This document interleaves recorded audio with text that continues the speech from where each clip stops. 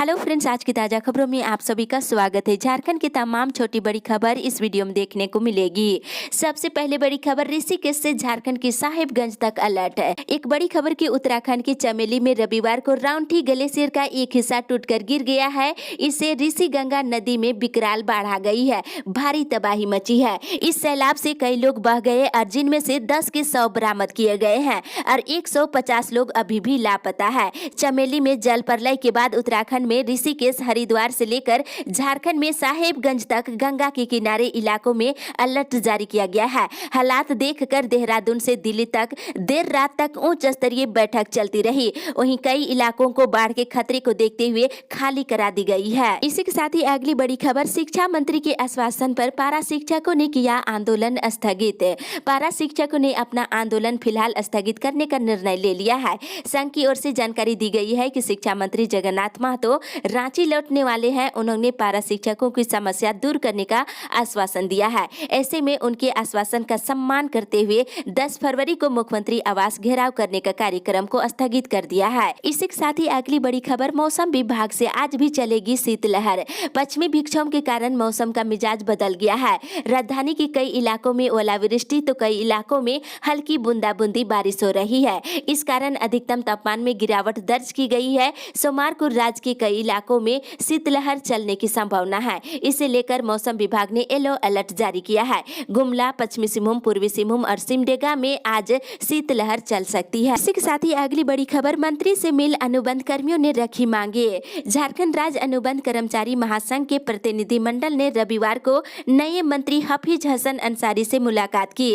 और उन्हें कर्मियों की समस्याओं और मांगों से अवगत कराया गया है। इस दौरान मनरेगा कर्मियों और पारा शिक्षकों के साथ ही 14वें वित्त आयोग के संविदा कर्मियों और विश्वविद्यालय संविदा प्राध्यापकों सहित अन्य कर्मियों की समस्याएं बताई गई है और जल्द से जल्द मांग पूरी करने की मांग की गई है। इसी के साथ ही अगली बड़ी खबर, बहाली प्रक्रिया रद्द करने का विरोध है। कोल्हान प्रमंडलीय स्तर पर हाई स्कूल शिक्षक नियुक्ति से वंचित सफल अभ्यर्थियों का कल बैठक हुआ और छात्रों ने कैबिनेट के फैसले के बाद नियोजन नीति की वापसी और लंबित नियुक्ति प्रक्रिया को रद्द करने का विरोध किया है। छात्रों ने कैबिनेट के फैसले से प्रभावित होकर कॉमर्स कॉलेज चाईबासा के सामने मुख्यमंत्री हेमंत सोरेन का पुतला दहन किए और छात्रों ने अपील किया है कि इसी नियोजन नीति के तहत नियुक्ति प्रक्रिया को पूरा करने की मांग किए हैं। इसी के साथ ही अगली बड़ी खबर, देवघर में इसी महीने चालू होगा एयरपोर्ट। झारखंड चैम्बर ने देवघर में क्षेत्रीय अधिवेशन का आयोजन किया और इस कार्यक्रम में देवघर चैम्बर, मधुपुर चैम्बर और गोड्डा, पाकुड़, जामताड़ा, दुमका, महगामा चैम्बर सहित संथाल परगना प्रमंडल के व्यापारी और उद्यमी इसमें शामिल हुए।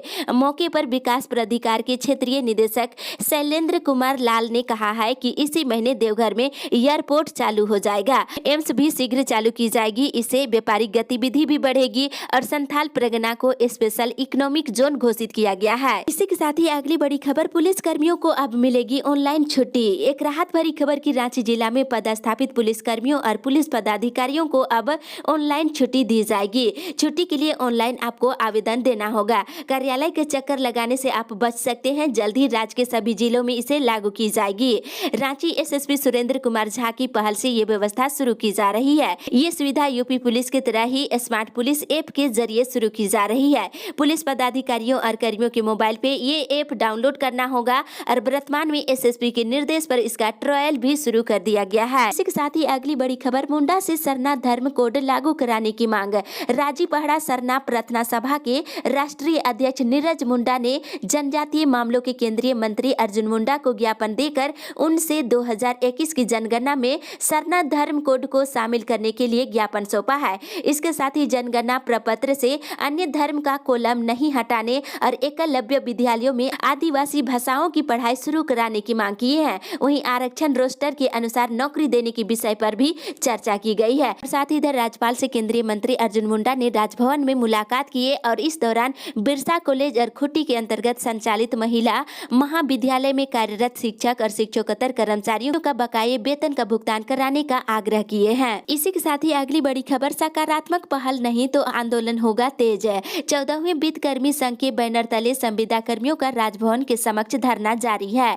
रविवार को कर्मियों ने अपनी मांगों के समर्थन में जमकर नारेबाजी किए हैं और कर्मियों ने कहा है कि कृषि मंत्री बादल पत्रलेख ने आश्वासन दिया था कि मांगों पर 2 से 4 दिनों में सकारात्मक पहल होगी, लेकिन अभी तक कोई पहल नहीं हुई है। है। संविदा कर्मियों ने निर्णय लिया है कि अगर मांगों को लेकर मंगलवार तक कोई आश्वासन नहीं मिलती है तो उग्र आंदोलन किया जाएगा। इसी के साथ ही अगली बड़ी खबर, आज से कोरोना जांच अभियान। जमशेदपुर जिला प्रशासन सोमवार से दोबारा कोरोना जांच अभियान शुरू कर रही है। इसके तहत सोमवार से जिले में 6,500 लोगों का अचानक जांच की जाएगी। 8 फरवरी को जिले के ग्रामीण इलाकों में हर प्रखंड के 500 मिलाकर 4,500 लोगों की जांच की जाएगी। इसके साथ ही राज्य में पिछले 24 घंटे के दौरान कोरोना के 38 नए मरीज मिले हैं। साथ ही एक और कोरोना मरीज की मौत भी हो गई है। राज्य में अब तक 1,18,979 लोग संक्रमित हो चुके हैं, जबकि 1,17,474 लोग स्वस्थ हो चुके हैं और राज्य में कोरोना से मरने वालों की संख्या बढ़कर के 1,078 हो गई है।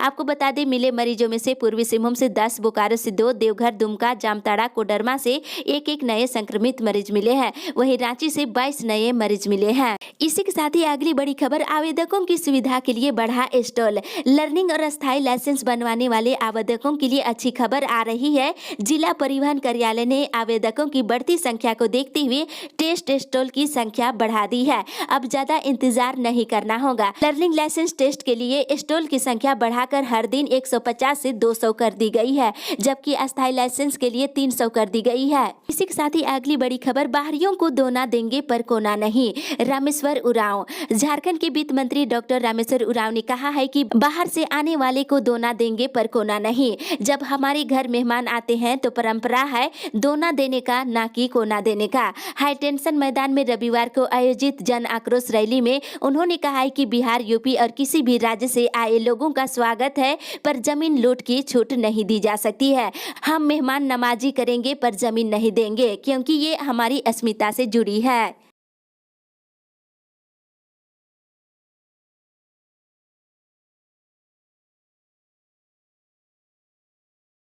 इसी के साथ ही अगली बड़ी खबर, झारखंड के 21 जिलों में जल्द खुलेंगे कॉमर्शियल कोर्ट।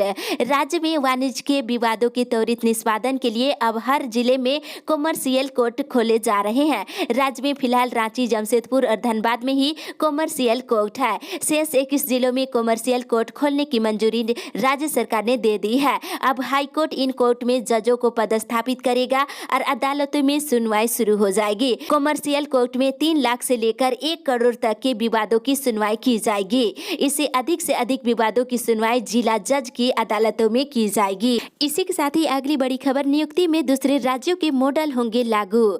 झारखंड में प्राथमिक से लेकर हाई स्कूल तक शिक्षकों की नियुक्ति प्रक्रिया में बदलाव की जाएगी। राज्य सरकार इसको लेकर तैयारी शुरू कर दी है और सरकार राजस्थान, छत्तीसगढ़ और मध्य प्रदेश के मॉडलों को अपना सकती है।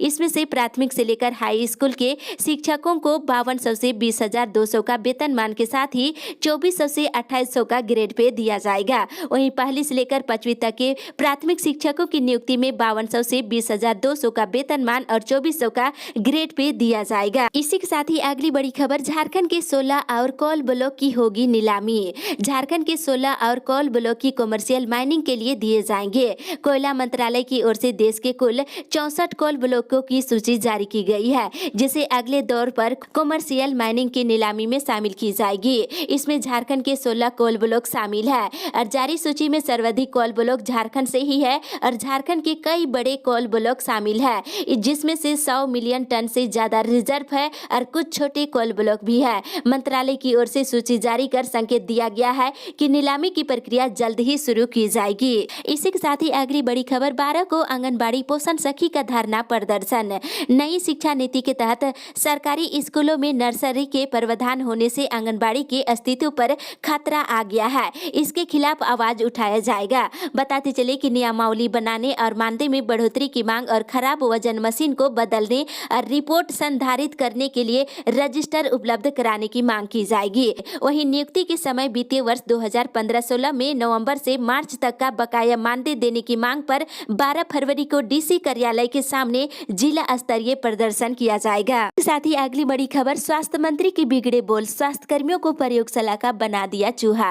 झारखंड सरकार के स्वास्थ्य मंत्री बाना गुप्ता ने रविवार को सरायकेला में प्रधानमंत्री नरेंद्र मोदी पर जमकर निशाना साधा है। उन्होंने कोरोना वैक्सीनेशन के पहले चरण में प्रधानमंत्री के टीका न लगवाने पर कहा है कि स्वास्थ्य कर्मियों को प्रयोगशाला का चूहा बना दिया। उन्होंने कहा कि अब तक उन्होंने वैक्सीन क्यों नहीं लगवाई और प्रधानमंत्री के साथ ही स्वास्थ्य मंत्रियों को कोरोना वैक्सीन लगवाने की सलाह दी है। उन्होंने अप्रत्यक्ष तौर पर प्रधानमंत्री पर डरने का भी आरोप लगाया। इसी के साथ ही अगली बड़ी खबर, मैट्रिक इंटर की परीक्षा को लेकर एक्स्ट्रा क्लास जारी। मैट्रिक इंटर की बोर्ड परीक्षा को देखते हुए +2 उच्च विद्यालय प्रबंधन सरायडीह ने विद्यार्थियों का रिजल्ट बेहतर के लिए विशेष तैयारी शुरू कर दी है। इसके लिए स्कूल प्रबंधन ने आमतौर पर कक्षा 10वीं और 12वीं के विद्यार्थियों के लिए रविवार को भी विशेष कक्षा आयोजित कर छात्र छात्राओं को पढ़ाना शुरू कर दिया है। साथ ही इधर झारखंड संयुक्त प्रवेश प्रतियोगिता परीक्षा परिषद ने बिरसा कृषि विश्वविद्यालय के कृषि, वानिकी और पशुपालन संकाय के स्नातक पाठ्यक्रम सत्र के 2020-21 में नामांकन के लिए कॉलेजों और सीटों का आवंटन जारी कर दिया है। इसके साथ ही विश्वविद्यालय के तीनों संकायों में नामांकन की प्रक्रिया भी शुरू हो गई है। इसी के साथ ही अगली बड़ी खबर, किसानों और गरीबों के प्रति हेमंत सरकार असंवेदनशील। भाजपा के पूर्व अध्यक्ष डॉक्टर दिनेश गोस्वामी ने कहा है कि विगत 5 महीने से वृद्धा पेंशन, विधवा पेंशन और दिव्यांग पेंशन का भुगतान नहीं हो रही है। वहीं राज्य सरकार के द्वारा आवंटन नहीं दिए जाने के कारण गरीब बुजुर्गों को अपना जीवन निर्वाह करने में काफी मुश्किल हो गया है। उन्होंने मुख्यमंत्री से जल्द पेंशन भुगतान करने की मांग की है। साथ ही उन्होंने मुख्यमंत्री हेमंत सोरेन पर आरोप लगाते हुए कहा है कि हेमंत सरकार के गठन होते ही मुख्यमंत्री कृषि आशीर्वाद योजना बंद कर दी गई है। वहीं महिलाओं को 1 रुपये में जमीन और घर खरीदने की रजिस्ट्री शुल्क प्रावधान को समाप्त कर दिया है। इसी के साथ ही अगली बड़ी खबर, स्कूल के पास नहीं बिकेगी हड़िया दारू। घाटशिला में भादुडी प्राथमिक विद्यालय के समीप बिकने वाले हड़िया दारू पर ग्रामीणों ने हर हाल में रोक लगाने का निर्णय लिया है। इसमें ग्रामीणों ने पुलिस की सहायता भी मांगी है। ये निर्णय कल हुई बैठक में ली गई है। और साथ ही इधर बंद किशनगढ़िया माइंस को फिर से चालू कराने की मांग को लेकर ग्रामीण और पहले से काम कर रहे मजदूर 18 फरवरी को धरना प्रदर्शन करेंगे। इसे लेकर कल बैठक की गई और वहीं राज्य सरकार और केंद्र सरकार का ध्यान आकर्षित कराया गया है, जिससे यहाँ के लोगों को रोजगार मिल सके। 18 फरवरी को धरना प्रदर्शन में सभी जनप्रतिनिधियों को भी आमंत्रित किया जाएगा। इसी के साथ ही अगली बड़ी खबर, नहीं मिल रहा काम, पलायन कर रहे मनरेगा मजदूर। एक बड़ी खबर की बेरोजगारी आज भी ग्रामीण क्षेत्रों की एक बड़ी समस्या है। बदलते हालात में गांव में रोजगार उपलब्ध नहीं होने से लोगों को परिवार चलाना भी मुश्किल हो रहा है। कोरोना काल में बड़ी संख्या में प्रवासी मजदूर दूसरे राज्यों से अपने घर इस इरादे के साथ पहुंचे थे कि अब वे वापस नहीं लौटेंगे। उसके उल्टे अब गांव में रोजगार के अवसर नहीं मिलने से एक बार फिर से लोग पलायन कर रहे हैं। राज्य में ही रोजगार देने की मुख्यमंत्री के वादे विफल होती नजर आ रही है। इस अपडेट में बस इतना ही। आगे की खबर के लिए आप हमारे साथ बने रहे।